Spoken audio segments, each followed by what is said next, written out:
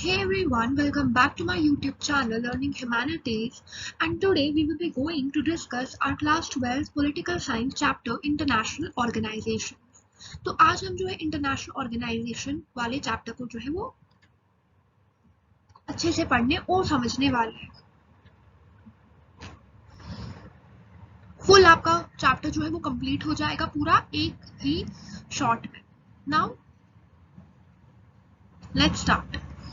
Guys, अगर आप पहली बार मेरे चैनल पे आए हैं तो मेरे चैनल को लाइक, सब्सक्राइब और जरूर शेयर कीजिएगा और इसी तरीके के अमेजिंग कंटेंट के लिए हमारे चैनल के नोटिफिकेशन बटन को भी ऑन रखिएगा। सो लेट्स स्टार्ट। सबसे पहले इंटरनेशनल ऑर्गेनाइजेशन क्या होती है? अगर आप अपने इर्द गिर्द देखोगे, there are number of organisations, right? And international organisations वो ऑर्गेनाइजेशन होती है जो इंटरनेशनल लेवल पे होती है। And whenever we see international organisation, the first thing that comes to anyone's mind is United Nations. जब भी इंटरनेशनल ऑर्गेनाइजेशन कोई कहते हैं तो पहली चीज जो हर किसी के दिमाग में आती है वो आती है यूएन, यूनाइटेड नेशन, क्योंकि ये एक इंटरनेशनल ऑर्गेनाइजेशन है जिसकी बहुत सारी मेंबर स्टेट्स, बहुत सारी नेशनल स्टेट्स इसका एक पार्ट भी है। तो इस ऑर्गेनाइजेशन के बारे में ही हम इस चैप्टर में पढ़ने वाले हैं और साथ ही हम ये भी देखेंगे कि इसका फंक्शन क्या है, इसका रोल क्या है, इसका ऑब्जेक्टिव क्या है, कब बनी, कैसे बनी, वगैरह वगैरह। So let's start. So as you can see, जो यहाँ पे मैंने लोगो चिपकाया हुआ है, पेस्ट किया हुआ है, तो ये आपका यूनाइटेड नेशंस का लोगो है। मैंने आपको पहले ही बताया था, जब भी हम इंटरनेशनल ऑर्गेनाइजेशन का जिक्र करते हैं तो हमारे माइंड में यूएन आता है। एंड आप में से बहुत सारे लोगों का ड्रीम होगा कि वो यूनाइटेड नेशंस के साथ काम करे, वहां जाए। तो यूनाइटेड नेशन जो है एक ऐसी ऑर्गेनाइजेशन है जिसमें बहुत सारे नेशन स्टेट्स ने मिलकर बनाया है। And United Nation one of the largest international organisation है, ये उसका लोगो है। अब इसका काम है पीस और प्रोग्रेस को मेंटेन करना। ये यूनाइटेड नेशंस अपने ऑब्जेक्टिव्स में कहता है, अपने काम कहता है कि हम चाहते हैं कि दुनिया में अमन बना रहे और हम तरक्की करें, प्रोग्रेस की तरफ जाए, वॉर ना हो। अब आपकी बुक में एक स्टेटमेंट दिया है, दैट हैमर्स जॉयड का, that UN was not created to take humanity to heaven but to save it from hell. UN को इसलिए नहीं बनाया गया था कि हम ह्यूमैनिटी को हेवन में ले जाए, बल्कि इसने इसको बनाया था कि हम इस दुनिया को जहन्नुम बनाने से रोक सके। यानी जो कि आज आप देख सकते हो, आज हर कंट्री कितनी ज्यादा पावरफुल है, कितने न्यूक्लियर वेपन्स है हर कंट्री के पास। तो यूनाइटेड नेशन का फॉर्मेशन क्यों हुआ था? ताकि हम जो है, हम क्या कर सके, हम इन जंग होने से जो है रोक सके, जंग होने से हम जो है रोक सके। अब मैं आपको यहाँ पे थोड़ा बैकग्राउंड में ले चलती हूँ। सबको पता है कि आपकी फर्स्ट वर्ल्ड वॉर जो है वो 1914 से लेकर 1918 तक हुई थी, ठीक है? और वर्ल्ड वॉर वन में बहुत ज्यादा डिस्ट्रक्शन, बहुत ज्यादा तबाही मच गई थी। तो उसके बाद जो है नेशन स्टेट्स ने बोला हम एक ऐसी ऑर्गेनाइजेशन बनाएंगे जो आगे वॉर होने से रोक सकेगी। तो हमने लीग ऑफ नेशंस बनाया। क्या बनाया हमने? लीग ऑफ नेशंस बनाया। ये सब आपने पढ़ा है प्रीवियस क्लास में। तो हमने लीग ऑफ नेशन बनाया, लेकिन लीग ऑफ नेशन जो है ये पूरी तरीके से जो है फेल हो जाता है और वर्ल्ड वॉर टू हमारा ब्रेकआउट हो जाता है 1939 में।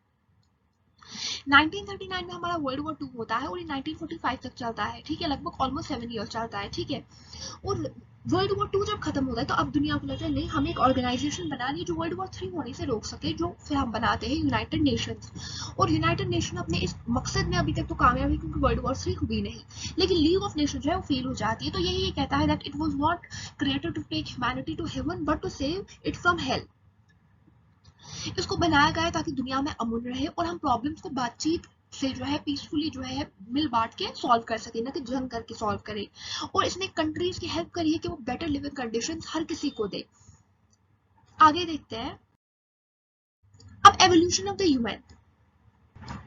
क्या जो हमारा ये यूएन है ये ऐसे ही एक दिन में बन गया? तो नहीं, इसको इसके बनने में, इसके फॉर्मेशन में टाइम लगा, स्टेप बाय स्टेप सब हुआ। मैंने आपको पहले ही बताया सेकेंड वर्ल्ड वॉर के बाद लीग ऑफ नेशन बना था, लेकिन लीग ऑफ नेशन फेल हो चुका था एंड तभी हमारा यूनाइटेड नेशन जो है वो बना था। UN is a successor of league of nation. इसके बाद बना। ये कब बना था? 24 अक्टूबर 1945। इस डेट को आप जुबानी याद कर लो। 24 अक्टूबर 1945 को बना था हमारा यूनाइटेड नेशंस। के हेडक्वार्टर्स कहाँ है? न्यूयॉर्क में है। प्रेजेंट स्ट्रेंथ क्या है, कितने मेंबर स्टेट्स है? 193 है। चार्टर ऑफ यूएन को 51 नेशंस ने मिलकर साइन किया था। इंडिया ने यूएन को कब ज्वाइन किया? 30 अक्टूबर 1945 को। 24 अक्टूबर 1945 में बना, 30 अक्टूबर को हमने ज्वाइन करा। इंपॉर्टेंट स्टेप जो फॉर्मेशन ऑफ यूएन में से होती है अटलांटिक चार्टर, वॉशिंगटन कॉन्फ्रेंस, यह Atlantic charter, Washington conference, Moscow conference, Yalta conference, Oaks, Dumbarton Oaks conference और डिफरेंट कॉन्फ्रेंसेस वगैरह हुई थी और तब जाके यूनाइटेड नेशन जो है वो बना था। Founding conference of United nation जो वो सैन फ्रांसिस्को में 1945 में हेड की थी, जिसके बाद यूनाइटेड नेशन फाइनली एस्टैब्लिश हो चुका था। टर्म, ये जो टर्म है ना आप यूएनओ सुनते हो, यूनाइटेड नेशन ऑर्गेनाइजेशन, ये टर्म जो है किसने प्रपोज की थी, किसने नाम दिया था इसको, ये दिया था फ्रैंकलिन डी रूजवेल्ट, जो कि अमेरिकन प्रेसिडेंट थे। American president Franklin D Roosevelt ने यूनाइटेड नेशंस को ये नाम दिया था।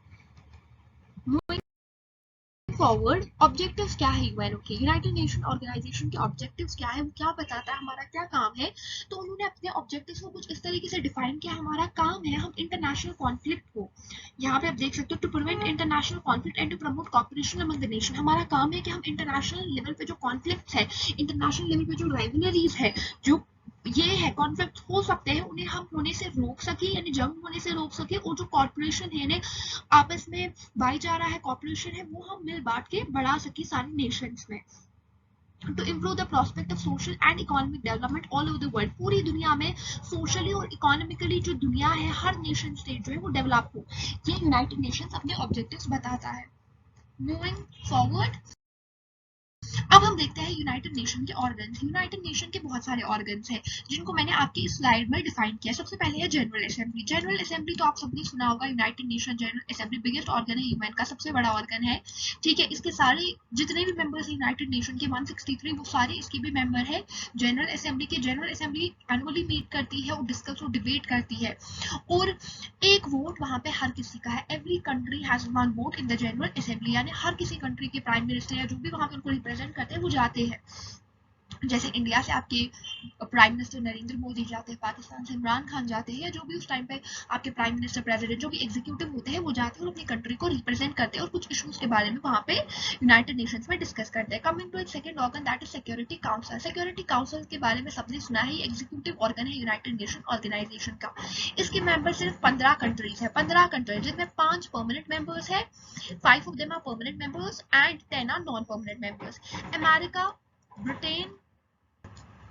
America, Britain, France, Russia and China permanent members है, और बाकी 10 परमानेंट मेंबर्स जो है ना, वो 2-2 साल के टाइम पीरियड के लिए इलेक्ट होते हैं। 2-2 साल के बाद इलेक्शन होते हैं और उसके बाद नए नॉन परमानेंट मेंबर्स आ जाते हैं। और जो 5 परमानेंट मेंबर्स है वीटो पावर को एंजॉय करते हैं। अब वीटो पावर जो है बहुत ही स्ट्रॉन्ग और पावरफुल चीज है, जिसको हम आगे डिस्कस या एंड पे मैं आपको समझा दूंगी क्या। Economic and social council, basically ये सारे फंक्शंस ऑफ यूएन को कोऑर्डिनेट करता है। ट्रस्टीशिप काउंसिल को बनाया गया था सुपरवाइज करने का एडमिनिस्ट्रेशन ऑफ टेरिटरीज, जिनकी कोई अपनी गवर्नमेंट नहीं है, जिन कंट्रीज की अपनी गवर्नमेंट नहीं थी, उनको ये एडमिनिस्टर करता। लेकिन बाद में इस टाइम पे ट्रस्टीशिप काउंसिल की कोई रेलेवेंस नहीं है, क्योंकि इसमें जितने भी मेंबर नेशन आते थे उन्होंने खुद को इंडिपेंडेंट कर दिया by the time. International court of justice, ये जुडिशियल ऑर्गन है यूनाइटेड नेशन का। इसमें 15 जजेस होते हैं, जिन्हें 9-9 साल के टाइम पीरियड के लिए जो है इलेक्ट किया जाता है। सेक्रेटरी जनरल जो है रिप्रेजेंटेटिव हेड होते हैं यूनाइटेड नेशन के। इनको परमानेंट मेंबर से ये नहीं हो सकते, जो परमानेंट मेंबर है America, Britain, France, Russia, China, वहां से ही नहीं आ सकते, बाकी कहीं से भी आ सकते हैं। इनको 5 साल के लिए इलेक्ट किया जाता है और बाद में इनको री इलेक्ट किया जा सकता है। तो इस वक्त ये कौन है secretary general? If I am not wrong then it's Antonio Guterres and he is from Portugal. So let me just change the pen because red is better. अब हम देखें स्पेशलाइज्ड एजेंसीज, स्पेशलाइज्ड एजेंसीज। तो वहाँ की कुछ specialised agencies जैसे ILO, इसके headquarters Geneva में है। FAO, Food and Agriculture Organisation, जिसके हेडक्वार्टर्स कहाँ है? पेरिस में है। UNESCO, United Nation Educational, Scientific and Cultural Organisation के हेडक्वार्टर्स भी पेरिस में है। UNICEF, United Nation Children's Fund, इसके हेडक्वार्टर्स न्यूयॉर्क में है। IAEA, इसके हेडक्वार्टर वियना में है। ये 1961 में बना था। क्यों बना था? It was formed to implement the proposal of American president Eisenhower Attempts for peace. It aims to promote the peaceful use of nuclear energy. जो भी न्यूक्लियर एनर्जी को पीसफुल तरीके से यूज किया जाना चाहिए, उसका मिसयूज नहीं होना चाहिए। IAEA का फुल फॉर्म क्या, आप कमेंट सेक्शन में मुझे जरूर बताइएगा। This is your homework. Then coming to next, IMF, International Monetary Fund. IMF के हेडक्वार्टर्स वॉशिंगटन में है और ये 1945 में बना था। इसका मकसद था कॉपरेशन अमंग द नेशंस को प्रमोट करना और प्रोग्रेसिव ट्रेड के लिए। WHO वर्ल्ड हेल्थ ऑर्गेनाइजेशन के हेडक्वार्टर्स जेनेवा में है। वर्ल्ड ट्रेड ऑर्गेनाइजेशन 1995 में बना था। वर्ल्ड बैंक के हेडक्वार्टर्स वॉशिंगटन में, और ये क्यों बना था 1945 में, ताकि फाइनेंशियल असिस्टेंस एंड लोन्स दे सके to different countries. Moving forward, reforms of the UN after Cold War. Cold War जब खत्म हुआ, कोल्ड वॉर कौन सा टाइम पीरियड था जो वर्ल्ड वॉर के बाद स्टार्ट हुआ, वर्ल्ड वॉर 2 के बाद स्टार्ट हुआ, from 1945 to 1991 till the disintegration of USSR, उसको हम कहते हैं कोल्ड वॉर। और इसमें उसके बाद जो है कोल्ड वॉर जब खत्म हुआ तो यूनाइटेड नेशंस को क्या रिफॉर्म्स आए, 2 basic type of reforms UN के लिए प्रपोज किए गए थे, सजेस्ट किए गए थे UN को कि करने चाहिए। सबसे पहले उन्होंने बोला था यूनाइटेड नेशन सिक्योरिटी काउंसिल के परमानेंट मेंबर्स को इंक्रीज करना चाहिए और नॉन परमानेंट मेंबरशिप को भी। उसमें 15 टोटल मेंबर्स होते हैं जो मैंने आपको बताया है, जिसमें 5 परमानेंट होते हैं और 10 नॉन परमानेंट होते हैं। तो उसमें उनको कहा गया कि जो एक परमानेंट मेंबर है इनको बढ़ाना चाहिए और नॉन परमानेंट मेंबर्स को भी बढ़ाना चाहिए। इनको कहा गया कि एशिया, अफ्रीका और साउथ अमेरिका जैसे रीजन से मेंबरशिप इंक्रीज होनी चाहिए सिक्योरिटी काउंसिल में, क्योंकि इनसे अभी तक कोई नहीं आया है। 1992 में जनरल असेंबली ने अडॉप्ट किया एक रेजोल्यूशन जिसमें उसने 3 मेन कंप्लेंट्स एम्फसाइज करी। 1992 में जनरल असेंबली ने एक रेजोल्यूशन पास किया जिसमें 3 मेन कंप्लेंट्स यूनाइटेड नेशन के खिलाफ दी गई। उसने बोला सिक्योरिटी काउंसिल कोई भी रिफ्लेक्ट नहीं करता है कंटेम्पोररी पॉलिटिकल पार्टीज को, क्योंकि कोल्ड वॉर के बाद टाइम चेंज हो गया था। अब सिर्फ यूएसए और यूएसएसआर पावरफुल नहीं थे, अब बहुत सारी नई कंट्रीज इमर्ज हो रही थी। तो वो कह रहा था कि कंटेम्पररी जो मॉडर्न पॉलिटिकल पावर्स है उनको वो रिफ्लेक्ट नहीं कर रहा। और ये ब्लेम किया गया था कि वो सिर्फ वेस्टर्न वैल्यू और इंटरेस्ट को रिफ्लेक्ट करते हैं और there is an lack of equitable contribution representation in the United Nation. ये 3 मेजर कंप्लेंट्स थी। ये है पहली, ये है दूसरी और ये है तीसरी। Moving forward, jurisdiction of the UN। 2005 में जो हेड्स थे मेंबर स्टेट्स के, उन्होंने सोचा हम यूएन को ज्यादा रेलेवेंट बनाएंगे। So they decided to take following step. उन्होंने बोला कि हम पीस बिल्डिंग कमीशन का क्रिएशन करेंगे। हम एक पीस बिल्डिंग कमीशन बनाएंगे जिसका मकसद होगा पीस प्रमोट करना दुनिया में। Formation of Human Rights Council, हम ह्यूमन राइट्स काउंसिल का फॉर्मेशन करेंगे।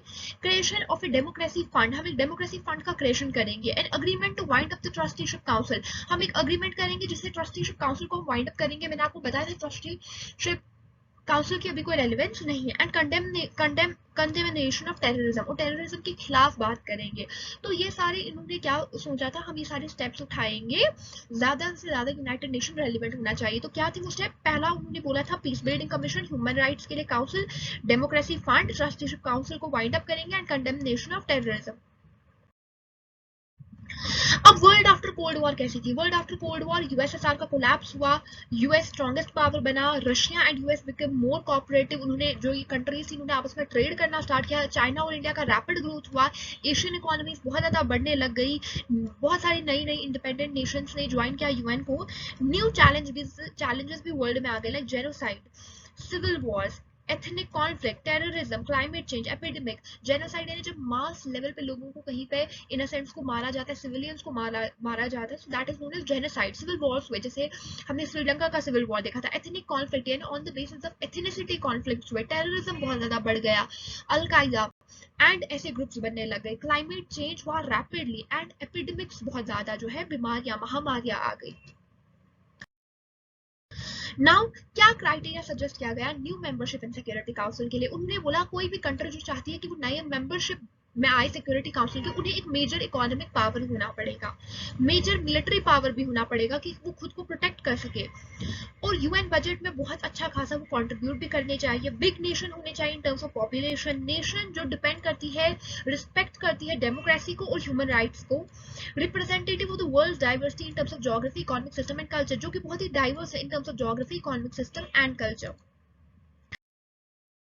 अब India and UN reforms. India ने डिमांड की change in the composition of security council like other countries, क्योंकि सिक्योरिटी काउंसिल मेंबरशिप जो है वो स्टैटिक है तब से जब से यूनाइटेड नेशन बना है, while United nation general assembly membership expanded considerably. India also believe that developing world should be adequately represented in the security council. India को लगता है कि जो हमारी डेवलपिंग नेशन है इनको भी मौका मिलना चाहिए सिक्योरिटी काउंसिल में आने का और अपनी बात जो है रखने का। इंडिया विश करता है परमानेंट मेंबरशिप यूनाइटेड नेशन में। इंडिया भी चाहता है कि उन्हें परमानेंट मेंबरशिप मिले यूनाइटेड नेशन में और वो भी वीटो पावर को एंजॉय करे सिक्योरिटी काउंसिल में। फैक्टर्स कौन कौन से हैं जो अकॉर्डिंग जो क्राइटेरिया दिया गया था उसमें क्या फैक्टर्स है जो इंडिया के लिए फेवरेबल है। पहला, इंडिया पॉपुलेशन की टर्म में इंडिया इज सेकंड लार्जेस्ट, जो कि उसने ओवरटेक कर लिया चाइना को। लार्जेस्ट डेमोक्रेटिक कंट्री है वर्ल्ड में, अवॉइड करती है रोल इन एक्टिव रोल है इसका यूएन पीस बिल्डिंग मिशन में कि वो पीस प्रमोट करना चाहती है, और रेगुलर कंट्रीब्यूटर है यूएन के फंड में। तो ये सारे इंडिया जो है फॉलो करती है, लेकिन फिर क्यों नहीं इंडिया सिक्योरिटी काउंसिल का पार्ट बन सकती है। UN in a unipolar world, UN का has a great influence in US has a great influence in UN. Of course US जो है वो सबसे ज्यादा देता है फंड वगैरह, और यूनाइटेड नेशन में बहुत ही उसका अच्छा रोल है, ग्रेट इन्फ्लुएंस है। US सोल सुपर पावर है आज। US has considerable influence within the UN. UN largest contributor है UN फंड में। UN फिजिकली लोकेटेड है US में, और many US citizen in the UN bureaucracies enjoy veto power.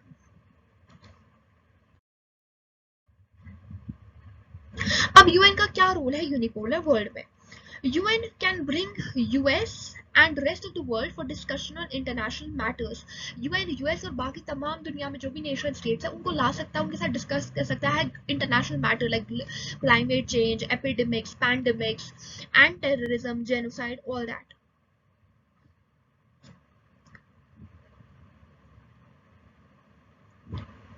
United nation provide करता है एक प्लेटफॉर्म बाकी स्टेट्स के लिए to modify the attitude and policies of America. Relevance क्या है यूनाइटेड नेशन की, ये परफेक्ट नहीं है but without which world would be worse off. ये उतना ज्यादा अच्छा नहीं है क्योंकि जंग तो आज भी होती है, जेनोसाइड तो आज भी है, टेररिज्म तो आज भी है, लेकिन फिर भी यूनाइटेड नेशन परफेक्ट नहीं है, लेकिन बहुत हद तक इसने बहुत सारी चीजें जो है संभाली हुई है। Helpful to 7 billion people to live together, यानी सबको जोड़े रखता है। An organization like UN is very relevant in a period when serious problem like population growth, proliferation of deadly weapon, migration of refugee, religious fundamentalism, terrorism, आज की दुनिया में ये यूनाइटेड नेशन बहुत ही रेलिवेंट है जहाँ पे इतनी सारी प्रॉब्लम्स है। There is a proliferation of deadly weapon, यानी हर कंट्री न्यूक्लियर रेस में आगे जाना चाहती है, खतरनाक से खतरनाक वेपन्स अपने पास रखना चाहती है, पॉपुलेशन ग्रोथ कर रही है, रेफ्यूजीज प्रॉब्लम है, migration of refugees, religious fundamentalism and terrorism जैसी चीजें हैं। यूनाइटेड नेशन एक ऑर्गेनाइजेशन है जो बनाई गई थी तमाम तरह कॉन्फ्लिक्ट्स को सेटल डाउन करने के लिए। अल्हम्दुलिल्लाह। So as long there are conflicts, तो जब तक दुनिया में कॉन्फ्लिक्ट्स है तब तक यूएन की प्रेजेंस तो रेलेवेंट है, और एक कॉन्फ्लिक्ट नेवर एंडिंग है। आज एक कॉन्फ्लिक्ट खत्म होगा, कल दूसरा हो जाएगा start. So guys with this हमारा इंटरनेशनल ऑर्गेनाइजेशन वाला चैप्टर जो है पूरी तरीके से कंप्लीट हो जाता है। जैसा कि मैंने आपको कहा था एक ही वीडियो में आपका सारा चैप्टर कंप्लीट हो जाएगा, और हर माइन्यूट से माइन्यूट चीज मैंने डिटेल में आपको समझाई है। और आपके प्रीबोर्ड्स आने वाले हाफ ईयरली एग्जाम्स आने वाले हैं, तो उनमें भी आपको बहुत ही हेल्प करेगा, और आपके बोर्ड्स में भी बहुत ही हेल्प करेगा। So guys give it a like if you like it, and do not forget to subscribe my channel, like my channel and share with your friends. Guys, आपका support और आपका प्यार ही है जो हमें मोटिवेटेड रखता है कंटिन्यूअस वीडियोस अपलोड करने के लिए, और इतनी मेहनत करते हैं तो हम भी चाहते हैं कि आप एक छोटा सा सब्सक्राइब, लाइक और शेयर कर दें। और इसी तरीके के अमेजिंग कंटेंट के लिए मेरे चैनल पे आइए, मेरी वीडियोस देखिए, सारी वीडियोस आपके अलग अलग प्लेलिस्ट्स में मैंने रख दी है, आप जाइए वहां से आप उनको देख लीजिए। Thank you for watching.